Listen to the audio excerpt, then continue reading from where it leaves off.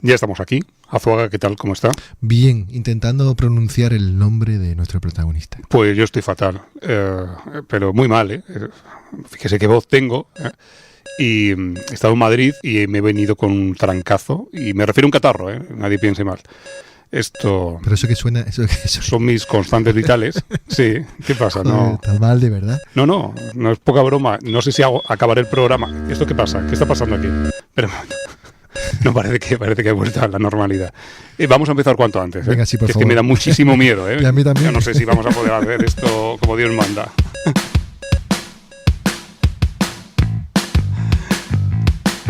Bienvenidos, amigos, amigas, a este tablero enfermizo por mi parte. Sí, no sé si podré. Voy a intentarlo, Seguro voy a intentarlo. Seguro que puede, Roberto. Venga, va. Clean ese agua, lo que sea. Bueno, bienvenidas a una nueva partida, un nuevo encuentro aquí en las ondas en Hackeados.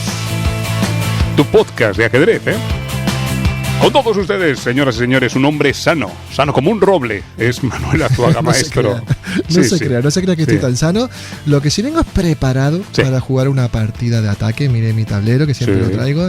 Aquí tengo, partidita de ataque ya, desde el principio, llena de travesuras tácticas. ¿Travesuras tácticas?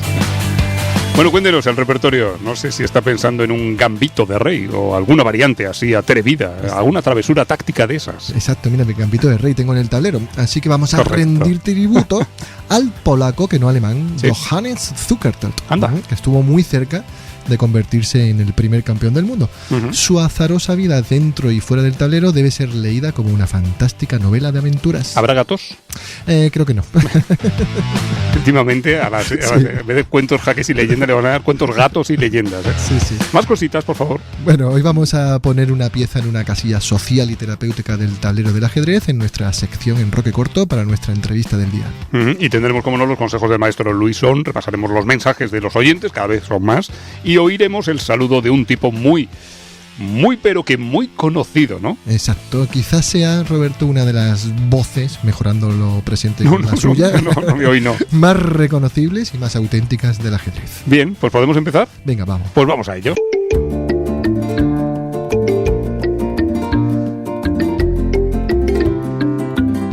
Cuentos, jaques y leyendas, que no cuentos, gatos y leyendas, porque últimamente es verdad que en todos los... Siempre aparece un gato. Hay un gato por ahí. O dos. Bueno, hoy la historia de... había debate antes de empezar el programa de cómo pronunciar el nombre del protagonista.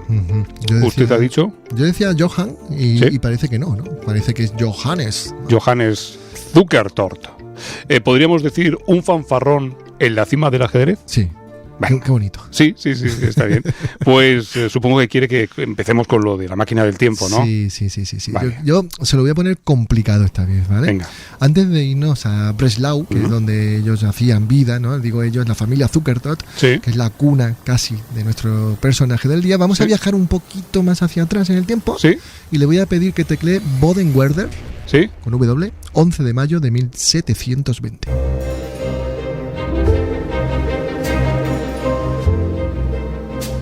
Aquí estamos, 1720, vestidos para la ocasión, por supuesto.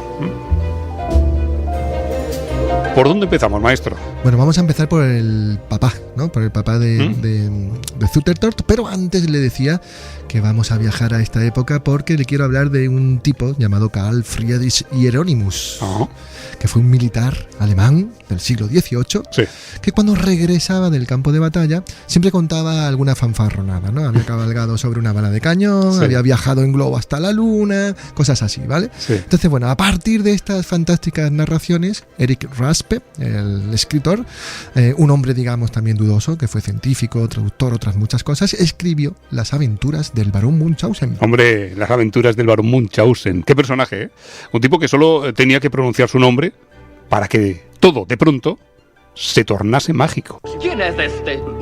Ni idea, algún viejo lunático. Es el barón de Munchausen.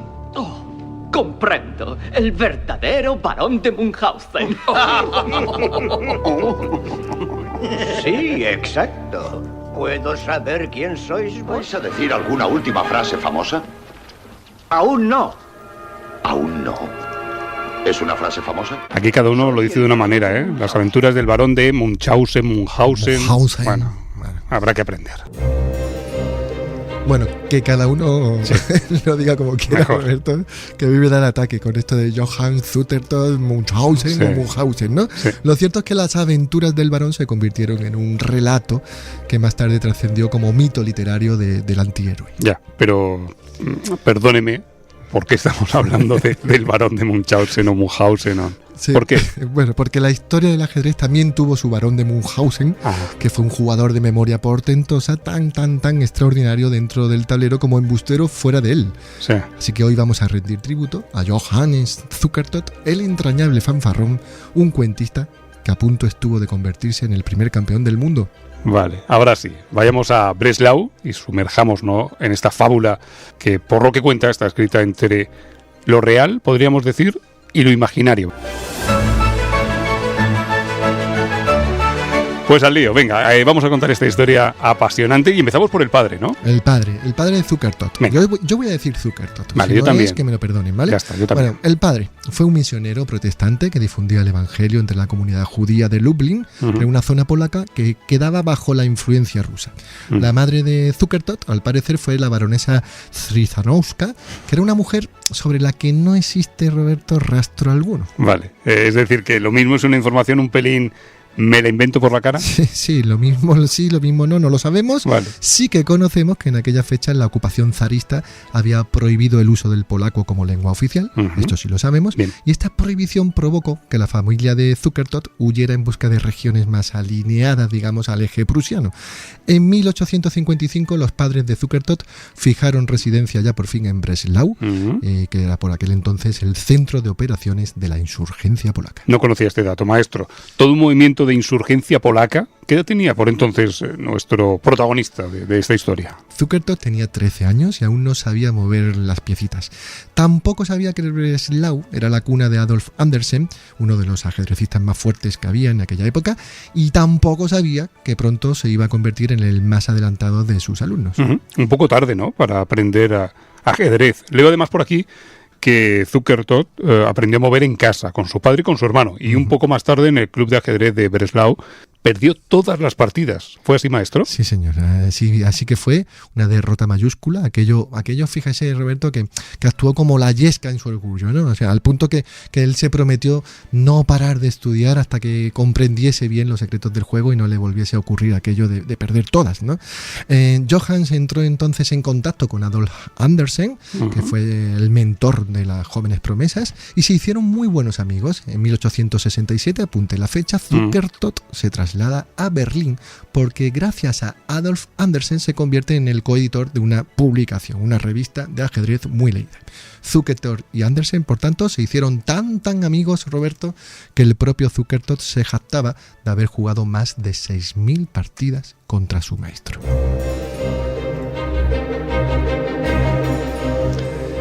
Fabulaciones y hazañas.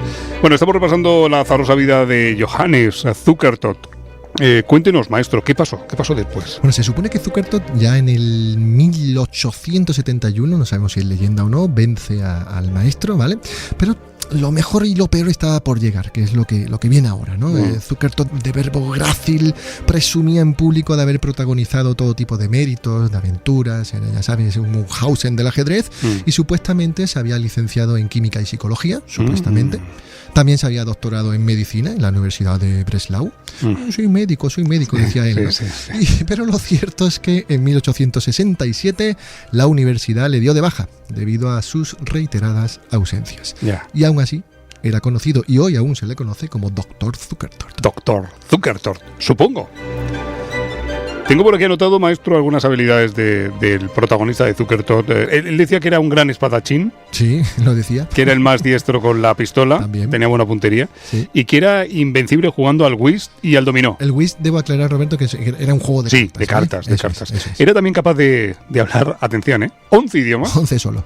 Y recordar cada partida de ajedrez que jugaba o que jugó. Eso, de toda la lista, lo último me lo creo, ¿eh? Lo otro lo pongo un poquito ahí en la tela de juicio. vicio, ¿no? Según John Howard Taylor, un ajedrecista que jugó muchas veces contra nuestro protagonista en una especie de bar Simpson Divan que existía en Londres, para Taylor, Johannes era en su juventud, y abro comillas, un lector incansable que dedicó noches enteras a la adquisición de información literaria. Estaba muy familiarizado con la historia inglesa, con los mejores clásicos, con Shakespeare, y era capaz de aprender italiano para leer a Dante, español para leer a Cervantes y sánscrito para rastrear el origen del ajedrez. Madre mía. Bueno, vamos a ir a un encuentro fundamental, y así que nos trasladamos, si le parece, maestro, al primer match, primer encuentro de Zukertort y con el gran maestro Wilhelm Steinitz. ¿Lo he dicho bien? Steinitz. Vale. Tengo por aquí una fecha anotada y dice año 1872. Vamos a ella. ¿Es correcto? Sí, venga, vamos a ello.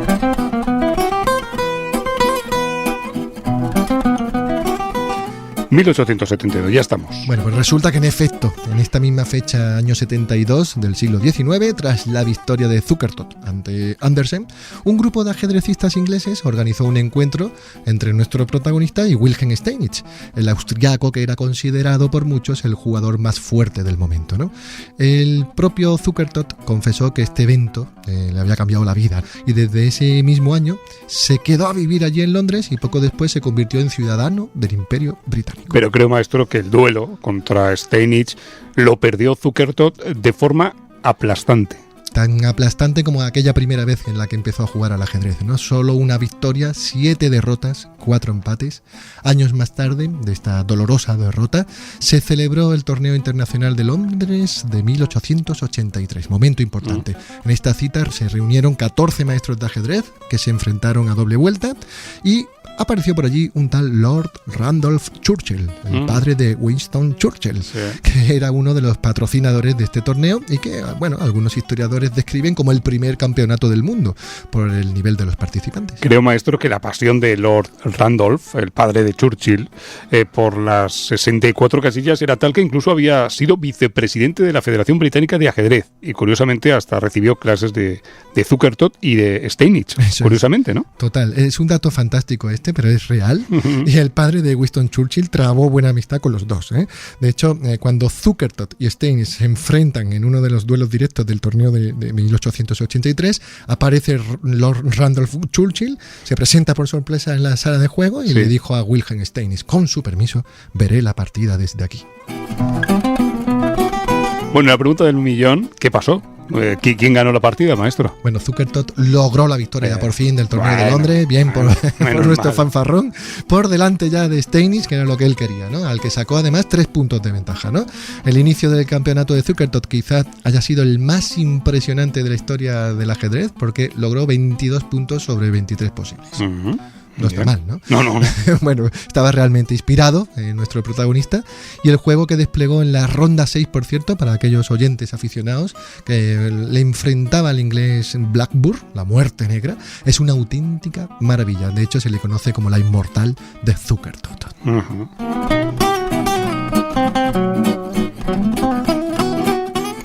Bueno, es cierto también que en el último tramo del torneo, Roberto, Zukertort ya aflojó, perdió 3 encuentros seguidos, pero su salud era débil y tenía un gran esfuerzo mental, por supuesto, pero es que además sabemos hoy que jugó drogado las últimas rondas. ¿Cómo? ¿Qué? ¿Ha dicho drogado? Ha dicho drogado. ¿Cómo que drogado? ¿Que jugó drogado? Drogadísimo, ¿no? No era la primera vez que se drogaba. ¿Antidoping? ¿Había test o qué? Bueno, Zukertort tomaba con frecuencia dedalera, que era la planta que entonces se recomendaba para tratar las dolencias cardíacas, el control de la tensión, lo mismo lo suyo también, ¿no? Le vendría bien. Y la ciencia, digo lo del catarro, y la ciencia aún no sabía que la dedalera, la ingesta, de esta planta, con solo 3 hojas, podía causar la muerte. Prefiero paracetamol, ¿eh? Ay, pobre Zukertort. ¿Sepa usted que Vincent Van Gogh también tomaba dedalera y que la mismísima Agatha Christie la incorporó como una sustancia homicida en 2 de sus novelas? Pero cuéntenos, maestro, cómo acaba este repaso a la vida de Zukertort, porque me imagino que ahora la comunidad ajedrecística estaría dividida, o no sé, entre los seguidores de Steinitz y los hooligans, vamos a llamarlos así, de Zukertort. Así era, ¿no? Estaban por un lado los de uno y los de otro. Eres el mejor, ¿no? El mejor es Zukertort. Y bueno, no había un campeonato mundial como hoy conocemos, así que se cuenta que en cierta ocasión, en una cena de gala, un anfitrión llamó a los comensales y dijo aquello de: ha llegado el momento de presentarles al mejor ajedrecista del mundo. Y entonces Steinitz y Zukertort, como un doble resorte, se pusieron de pie muy con orgullo ellos y miraron de lado a lado como levantándose ellos. Soy yo. No, soy yo. El orgullo, Roberto. 1886, el duelo entre los duelos para finalizar esta historia. Bueno, con tanto voltaje desparramado de orgullo, no había otra que Steinitz y Zukertort se tuvieran que enfrentar, ¿verdad? En un duelo particular para resolver de una vez quién de los dos era el verdadero campeón del mundo. Y tras un tira y afloja de AUPA que duró meses, el enfrentamiento se celebró finalmente en 1886 en 3 sedes distintas: Nueva York, San Luis y Nueva Orleans. Anote ahí en su cuaderno, Roberto, 2 ítems importantes de este encuentro. El primero, esta fue la primera vez en la historia que se habló de un campeonato mundial de ajedrez. Así, ¿no? Campeonato mundial de ajedrez. Vale. Eso es. Y segundo ítem. 2. También fue la primera vez que los espectadores podían seguir el desarrollo de las partidas gracias a un tablero de pared gigante que se instaló en una sala de juego, la Academia de Baile del edificio Cartier's Hall, que hoy es sede de una lujosa joyería. Claro, de Cartier. Qué curioso, ¿eh? Todo lo que está contando hoy, la verdad que sí. ¿Y las partidas cómo? Las partidas, bueno, en las 5 primeras partidas, las de Nueva York, Zukertort tomó buena ventaja y pensábamos todos que iba a ser, como si yo viviera allí, ¿no? Pero que iba a ser definitivo, y porque se puso 4-1, ¿no? Pero el resultado se igualó con el cambio de sede, 5-5, y en Nueva Orleans ya fue favorable a Steinitz por 7,5 a 12,5. Zukertort siempre se había quejado de la derrota por la debilidad física, mental, el trajín de cambiar de una ciudad a otra con los distintos climas. Steinitz estaba un poco enfadado, la verdad, con las excusas de Zukertort, y por fin se convierte en el primer campeón oficial de la historia del ajedrez. ¿Y qué pasó después con Zukertort, nuestro querido fanfarrón? Bueno, pues sucedió que el martes 19 de junio de 1888 Zukertort se desplomó mientras jugaba una partida de ajedrez en el Simpson Divan de Londres, que antes lo nombrábamos, que era su lugar favorito. Murió al día siguiente debido a una hemorragia cerebral, pero en realidad, como dejó escrito el ajedrecista alemán Jacques Mieses, el bueno de Zukertort, el barón de Munchausen del ajedrez, había muerto 2 años antes en su derrota contra Wilhelm Steinitz.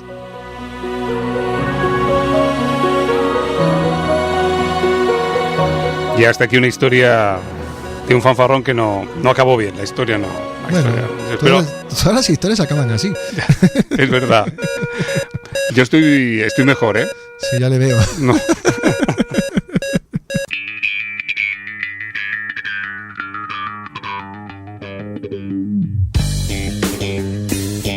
Y ahora el momento de Enroque Corto, donde Azuaga hoy tenemos un súper invitado y una súper conversación. ¿Sería tan amable de hacernos el perfil? Sí, señor. Bueno, decíamos al principio, vamos a poner una pieza en la casilla social y terapéutica del tablero. Y qué mejor manera que hacerlo con Juan Antonio Montero, psicólogo, presidente del Club de Ajedrez Magic de Extremadura y el mayor especialista mundial en el uso del ajedrez como herramienta de cambio social. Pues vamos a empezar por esto último, pero antes vamos a saludar a nuestro invitado. Juan Antonio Montero, desde Hackeados. Hola amigo, ¿qué tal? ¿Cómo estás? Muy bien, muchas gracias. Encantado de estar con vosotros. Gracias. ¿Puedes saludar, Emanuel? Hola Montero. Creo que se conocen. Hola, Saga. Y feliz año, sobre todo.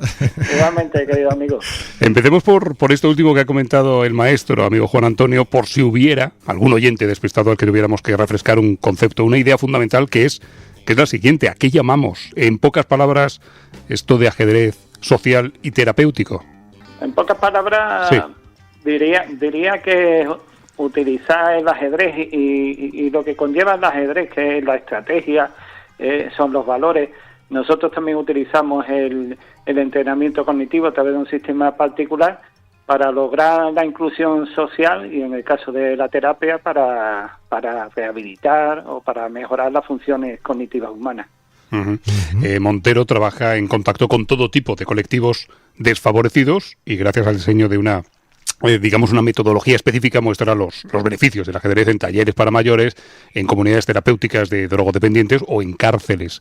Su programa de ajedrez en prisiones ha sido galardonado, si no me equivoco, corrígeme Montero, en 2012 con la medalla de plata al mérito social y penitenciario del Ministerio del Interior.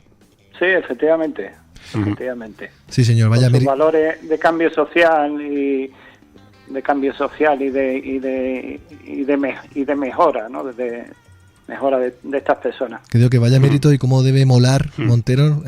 No sé si te la cuelgas todos los días la medalla, pero yo lo haría, ¿eh? O sea, no tanta gente tiene una medalla de plata al mérito social. Y enhorabuena, con 12 años de retraso, por mi parte.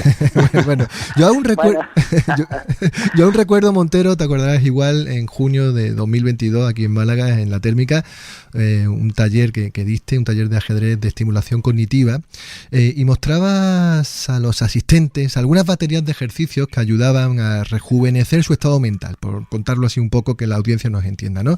A mejorar los distintos tipos de memoria, por ejemplo, o los distintos tipos de atención. La pregunta, Juan Antonio, que te quiero hacer hoy es doble. ¿Cómo vas diseñando estos ejercicios? ¿Cuál es tu inspiración? No sé si tienes un modelo para ir añadiendo diagramas en función de qué objetivos quieres trabajar. Y la segunda cuestión, que está relacionada, es: ¿puede cualquiera construir este tipo de ejercicios, vamos a llamarlos mentales, o debemos seguir unas pautas? A ver. Preguntas complejas. A la altura del programa, por otra parte. Sin duda. Cuéntanos, ¿cómo hacen los ejercicios que un oyente ahora de Hackeados diga, a ver, pero ¿esto de qué va? Problemitas en un diagrama, pero con un objetivo, ¿no? Sí, creo que ha tenido una evolución. En un principio nosotros diseñábamos los ejercicios, en cierto modo, sobre la marcha. Es decir, los talleres muy variados, ¿no? Habéis comentado adicciones, pero también tenemos talleres de Parkinson, de personas con síndrome de Down, de trastorno mental grave. Es decir, tenemos muchos talleres donde hay muchas necesidades cognitivas. Entonces nosotros íbamos, en cierto modo, sobre la marcha. En los propios talleres íbamos creando talleres, y digo nosotros porque era servidor de ustedes, pero con mi equipo de psicólogos y monitores que siempre he tenido en el Maggi, siempre estupendo, y diseñábamos esos ejercicios muchas veces sobre la marcha y después lo etiquetábamos, es decir, llegábamos a nuestro despacho y concluíamos este ejercicio, realmente un ejercicio pues de atención focal o de atención selectiva, y pensamos que puede ser de búsqueda visual.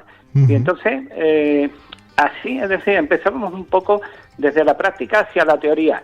Ya el sistema ha evolucionado mucho y ahora realmente es completamente al revés. Ahora ya creo que hemos perfeccionado mucho el sistema, la mecánica de la realización de ejercicios, y ahora es completamente al revés. Ahora pensamos, vamos a crear un ejercicio, una serie de ejercicios de búsqueda visual dentro de la atención selectiva, nos lo planteamos y ahora ya, pues en su caso, pues lo llevamos al taller.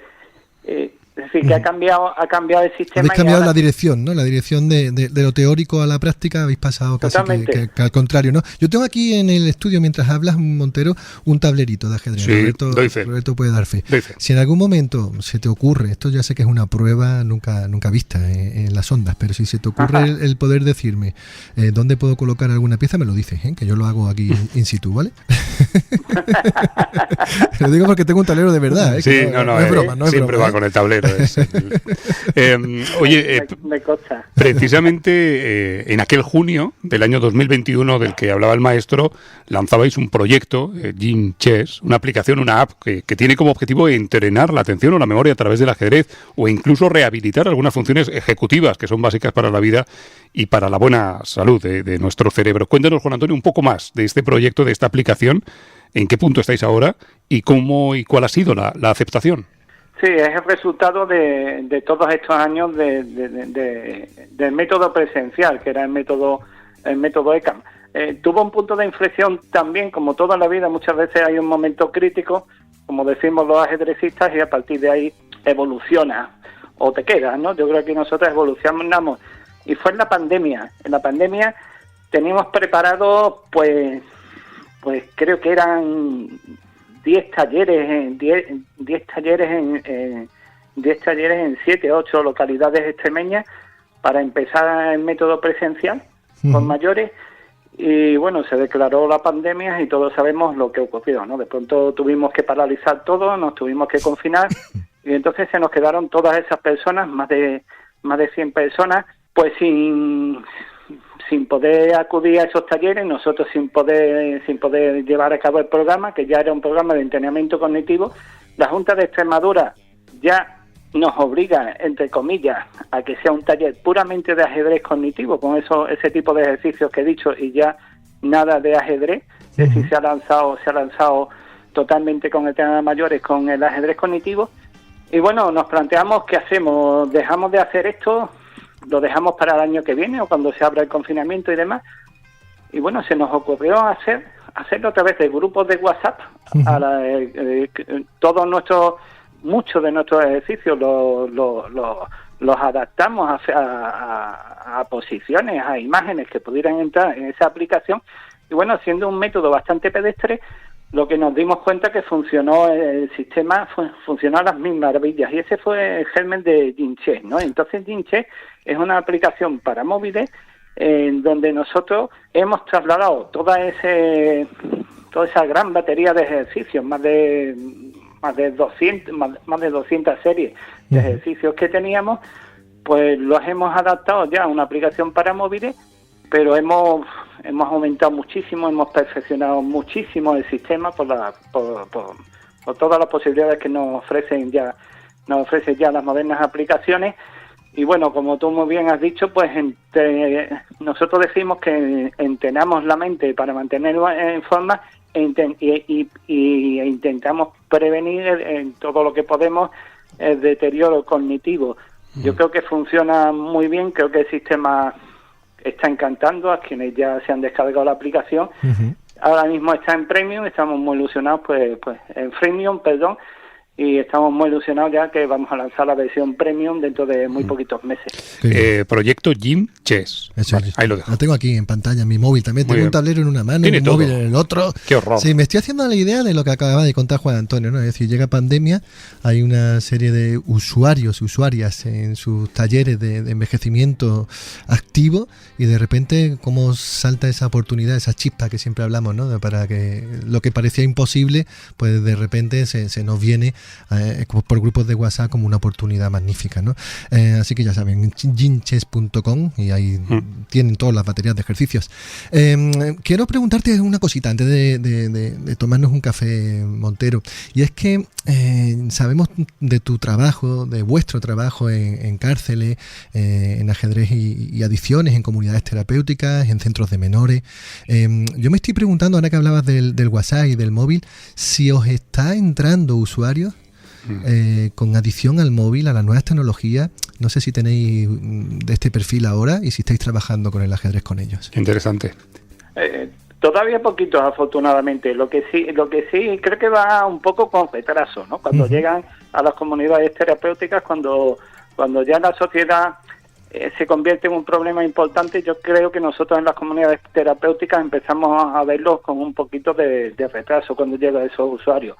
Ahora lo que sí hay ya son adictos al juego. Eso no lo había hace 6, 7 años, nos encontrábamos en las comunidades terapéuticas adictos al juego. Ahora nos encontramos poliadicción, alcohol, pastillas, otro tipo de cosas, y también adicción al juego. Ya se ha introducido bastante. Esperemos que no prolifere esto que has dicho, ¿no? Pero bueno, de momento no. A mí se me ocurre una última, lo siento, pero es que se me vienen hablando con Montero, se me viene. ¿Cómo se puede trabajar una adicción al juego con un juego, no? Así que qué paradoja, ¿no? Seguro que hay oyentes que te la harían esta pregunta. Sí, o las nuevas tecnologías con una aplicación, claro. Exacto. Sí, totalmente. Mira, nosotros lo que detrás de una adicción al juego, lo que subyace muchas veces, pues es una problemática de falta de control, de impulsos, falta de concentración, de tener la atención dispersa. nosotros nuestras baterías de ejercicio también tienen un matiz terapéutico en el sentido de, bueno, voy a intentar sintetizarlo mucho. Por ejemplo, con mayores, pues sabemos que las personas mayores, aunque es un proceso muy individualizado, depende mucho de cada uno, del cuidado que uno tenga de sí mismo, pues sabemos que hay un declive más o menos natural de ciertos tipos de atención, como atención dividida, atender dos cosas a la vez, atención focal, centrar la atención concretamente en algo, atención selectiva, esa atención que hemos focalizado, que no se nos vaya porque haya ciertos elementos distractores, y esto yendo solamente a la atención, pues entonces eso nosotros lo llamamos unos itinerarios personalizados, en este caso para el envejecimiento activo, para prevenir el deterioro cognitivo con mayores. Entonces, en estos casos, personas que tienen un tipo de atención, en este caso podría ser personas con adicción al juego, preparamos un itinerario personalizado, en donde hay una serie de funciones cognitivas que son deficitarias, que si realmente las mejoramos, si realmente influimos en ellas, pues podemos contribuir a su mejora. Es un problema holístico, es decir, un problema bastante integral, ¿no?, a la adicción al juego.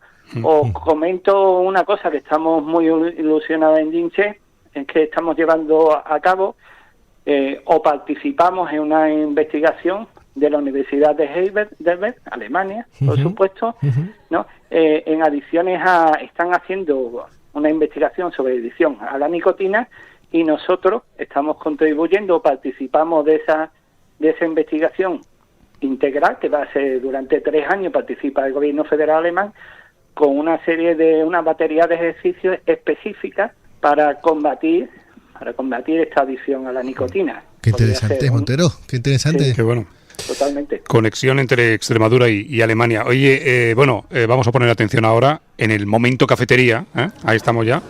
Sabemos ya que el café te gusta con un poquito de leche, cortado, ¿no? Sí. Vale, nos conocemos, así que marchando. Algo de comer. Qué buena memoria. Algo de comer, Montero. Esto es un podcast, o sea, hay gente que nos puede estar escuchando en el desayuno, otros en la cena, en la merienda, no sé, por si quieres algo, un croissant, una ensaimada. Una tostada, sí. Venga, yo como Montero, pero el café solo. Vale, y ahora ya sabes lo que tiene que explicar a Montero. Sí, bueno, las malas noticias. Claro, las malas noticias. Esto se ha puesto un poco más crudo, más orgánico, que dicen ahora, para cuando la cosa viene mal. Y es que el cuestionario Blitz ahora es más complicado, Montero. Ahora hay abucheo si no lo superas, ¿vale? Y luego, claro, es justo, ¿no? Y aplausos si lo haces bien. Entonces, bueno, vamos a someterte, ya sabes, a la batería de ejercicios, que nosotros también tenemos las nuestras. Y nada, tu compromiso con la audiencia es contestar modo Blitz. Eso es. Pues nada, adelante. Bienvenido a nuestro cuestionario Blitz de Hackeados, el tercer grado más incómodo del mundo podcast. Hoy en el potro de tortura, Juan Antonio Montero, un experto, muy experto, y en un instante, un experto en apuros. Cuestionario Blitz. Venga, empecemos como solemos hacer, de momento con mucha cortesía. Montero, ¿blancas o negras? Blanca. Venga. Muy, qué blitz te veo. Apertura favorita, con blancas y con negras. Con blanca la española, con negra la Firidor. Cuando tienes delante un usuario en alguno de tus proyectos, bien sea una comunidad terapéutica, una residencia, un centro de menores, y arrancas con tu tablero mural y tus piezas, ¿en qué te fijas antes de nada de esa persona? ¿Hay una prueba del algodón para intuir, no digo ya saber, si con este usuario la cosa va a funcionar o no? Sí, hay 2 pruebas de algodón. Si voy con ajedrez, si sabe la captura al paso del peón, y si estamos en terapéutico, si da las buenas tardes cuando entra Qué buena respuesta esa, ¿eh? Si tuvieras que hacer una metáfora ajedrezada de la situación social y política del mundo, Montero, ¿con qué apertura o con qué situación del juego compararías el momento actual? Con la Trompowsky, sin duda. Vale. Así al toque, las 3 categorías o destrezas que se favorecen de forma más natural, casi sin querer, con la práctica frecuente del ajedrez. Pues el talento, la lucha y la motivación. Confiesa, Montero, confiesa, ¿cuál ha sido tu mejor partida, la que aún recuerdas de tus años de competición? Y si te resulta más fácil, pues también puedes contestar la peor, que también vale. Bueno, mi mejor partida fue que me jugaba el campeonato de Córdoba individual hace muchos años. Jugué una partida maravillosa con el gran favorito y me descoloqué, hice una jugada mala, absurda y perdí. Pero esa fue la mejor. Y la peor, una que me estuve preparando en los comienzos del Magic. Al principio de todo estuve una semana preparándome, precisamente un afilidor, y perdí en 4 jugadas. Ay, la consiguiente vergüenza pública y demás. Oye, hablando de partidas, si te juego de 4 con blancas, ¿tú me juegas?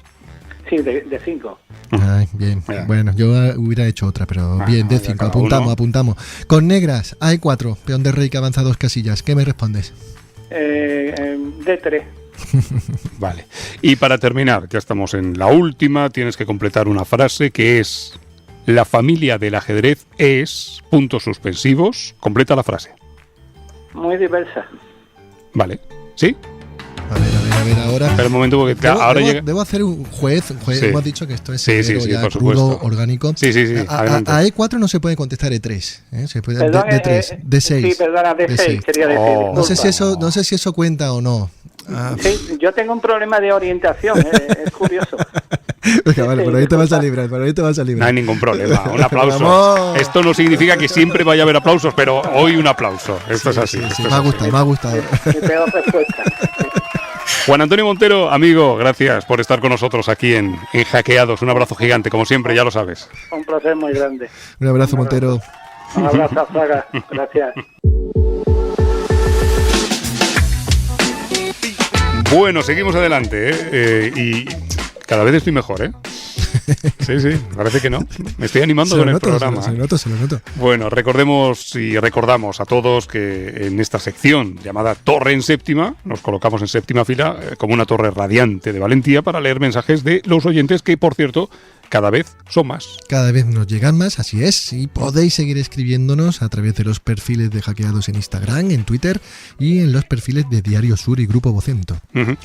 También podéis encontrarnos en iVoox, Spotify, Google Podcast, Apple Podcast, Amazon Music, Podimo, YouTube. Os enviaremos, eso sí, siempre nuestros saludos y nuestros abrazos muy ajedrezados de cartón cariño. ¿Por dónde empezamos? No lo sé. Vamos a ir sacando mensajitos, ¿no? Es que hay muchos. Entonces vamos a leer así como en los antiguos concursos de la tele, sacando un papelín. Venga. Tengo aquí el de Arthur Tesla, en singular. Llegando del trabajo, decía Arthur, con un cafecito con pastel, escuchando Hackeados. A este momento de mi semana le llamo felicidad. Si me gano el libro, me puedo esperar a que la Fundación Kasparov venga a México, porque salen carísimos los envíos, ¿no?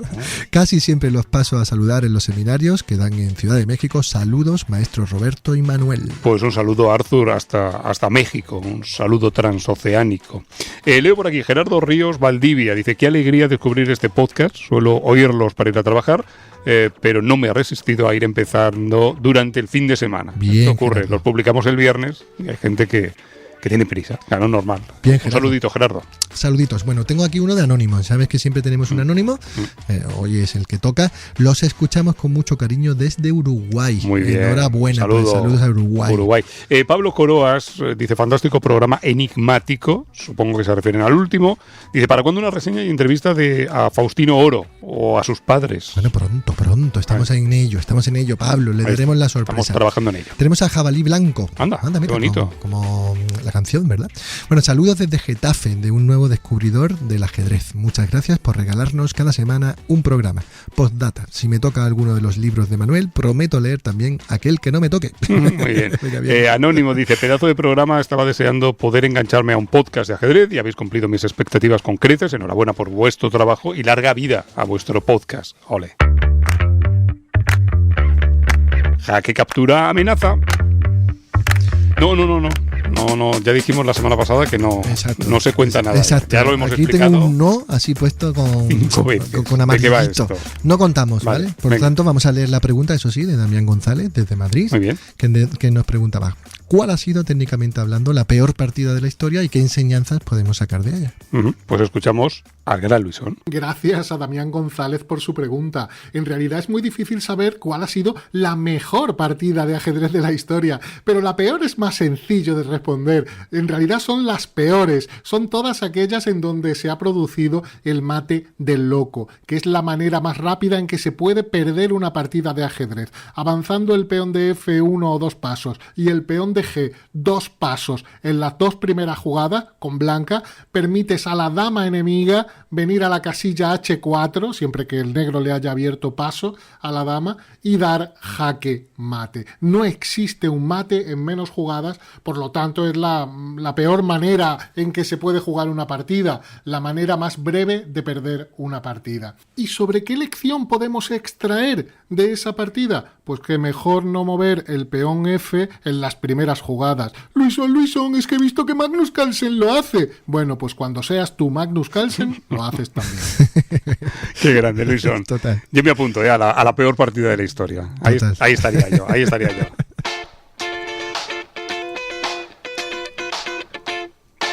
Newsletter, breaking news, noticias, actualidad informativa, el diario de Tartakower.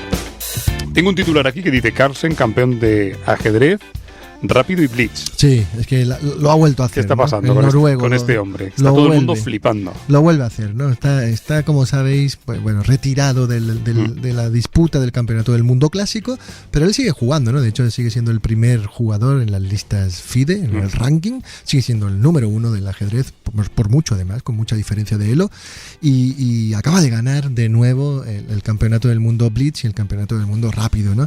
Además, bueno, de una forma brillante, ganando finales que serían tablas para cualquier mortal y demostrando que sigue siendo el mejor. El mundo del ajedrez, he dicho que todos estamos flipando porque no es normal esto. No, de hecho, es completamente histórico. Una cosa estratosférica lo que está haciendo, ¿no? Hay un palmarés por ahí que bueno, que se puede buscar por Twitter y Facebook y tal, y bueno, se ve lo que ha ganado este hombre, es impresionante, ¿no? Entonces, bueno, estamos disfrutándolo, estamos viviendo el nuevo cyborg del ajedrez, que es Magnus Carlsen. ¿Podemos decir que el mejor jugador de la historia, quizás? Sí, así lo digo y mantengo. Y es más, discutiría amablemente, por supuesto, con cualquier oyente que diga lo contrario. Lo dicho, estamos flipando y es histórico. Otro titular, ya tenemos cuadro para el torneo de candidatos. Claro, terminado ya el campeonato de rápidas y de blitz del mundo. También se están jugando otros torneos para ya cerrarse los 8 candidatos, ¿no? Entonces tenemos aquí a Nepomniachtchi, a varios indios, a Gudex, a Caruana, a Basov. Bueno, tenemos ya configurado este cuadro. Nosotros lo que podemos hacer luego es ponerlos en la descripción del podcast, pues sí. Y que los oyentes apuesten y Venga. nos digan quién cree que será el vencedor y por tanto el retador a la corona mundial que hoy luce, hay que recordarlo, Lindiren. Esta es. Vale, pues ya tenéis un juego también para, en fin, ¿quién será el vencedor y por lo tanto el retador? Pues nada, dejadnos vuestros comentarios. Y tercera noticia, el sorteo de los 2 libros, uno de cuentos, jaques y leyendas y otro más cuentos, jaques y leyendas. Aquí los tenemos ya firmaditos, falta solo ponerle el nombre, ¿no? Correcto. A uno y a otro. Vamos a ampliar, tenemos buenas noticias, vamos a ampliar el plazo. Hemos pensado que vienen Reyes, que bueno, no sé, ¿no? Que un poquito de... Unos días. Sí, de gentileza también por nuestra parte. El lunes 8, si le parece, cerramos cupo y ya sabéis, os suscribís en iVoox, os dejáis un comentario, nos llamáis guapos, hermosos y esas cosas y entráis en el sorteo. Vale. Ya está.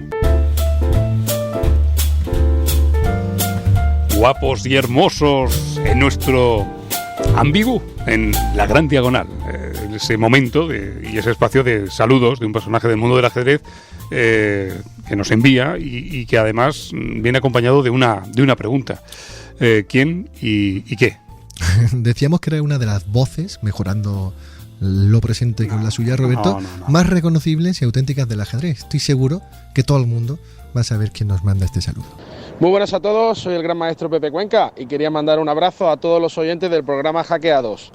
Vale, ese es el saludo y ahora la pregunta, ¿no? Venga, vamos a ello. Pepe, adelante. Si tuvierais que elegir un gran maestro para recibir una clase y otro para iros de fiesta, ¿a quién elegiríais? Un abrazo a todos. Qué bueno, ¿eh? Sí, se puede recibir una clase en la fiesta, pero no es lo suyo, es uno y uno. Vale, me ha gustado mucho. Un saludo a Pepe Cuenca, grande. Sí, gracias, Pepe. Bueno, yo he llegado al final. Hoy era el 6º y de verdad, tóqueme, mire. Uf, ¿ha visto? Sí, pero es que es fiebre esto. No, sí, lo ha es superado. Fiebre. Sí, fiebre, seguro. Seguro que en el séptimo estoy mejor. Pero a ver si me la pasa como a Zuckertort. No. ¿Se imagina que en el séptimo usted está peor? No, espero que no. O que lo hago solo. Sería mucho peor eso. Adiós a todos. Adiós. Hasta la semana que viene voy a descansar un poco. Adiós.